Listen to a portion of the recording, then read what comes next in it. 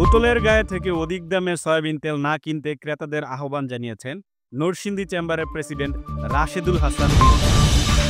স্বাগত জানাচ্ছি বেঙ্গল টিভি নিয়মিত সংবাদ সংযোগে।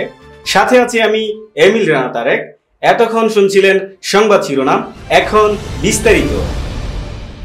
পবিত্র রমজান উপলক্ষে দ্রব্যমূল্য সহনীয় পর্যায়ে রাখার জন্য Narsingdi chamber of commerce and industry পরিচালনা পর্ষদের স্টক হোল্ডারের এবং বিভিন্ন বাজার কমিটির নেতৃবৃন্দের সাথে মত বিনিময় সভা অনুষ্ঠিত হয়েছে। ৮ মার্চ শনিবার দুপুরে নরসিংদী চেম্বার অফ কমার্সের প্রেসিডেন্ট রাশেদুল হাসান রিন্টুর সভাপতিত্বে চেম্বার ভবনের হলরুমে মত বিনিময় সভা অনুষ্ঠিত হয়। মত বিনিময় সভায় ব্যবসায়ীবৃন্দরা বাজারের নিত্য প্রয়োজনীয় দ্রব্য তেল, চাল, ডাল এসবের দাম কি কারণে বাড়ছে, কিভাবে মানুষের ক্রয় ক্ষমতার মধ্যে রাখা যায় সে বিষয় নিয়ে আলোচনা করা হয়।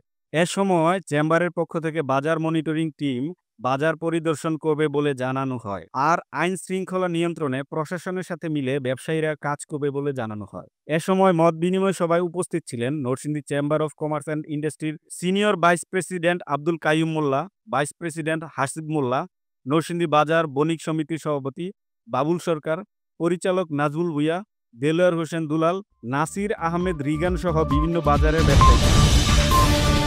এমনই দেশ বিদেশের তথ্যবহুল সংবাদ সবার আগে পেতে বেঙ্গল টিভির ইউটিউব চ্যানেলটি সাবস্ক্রাইব করুন ও ফেসবুক পেজটি ফলো করুন।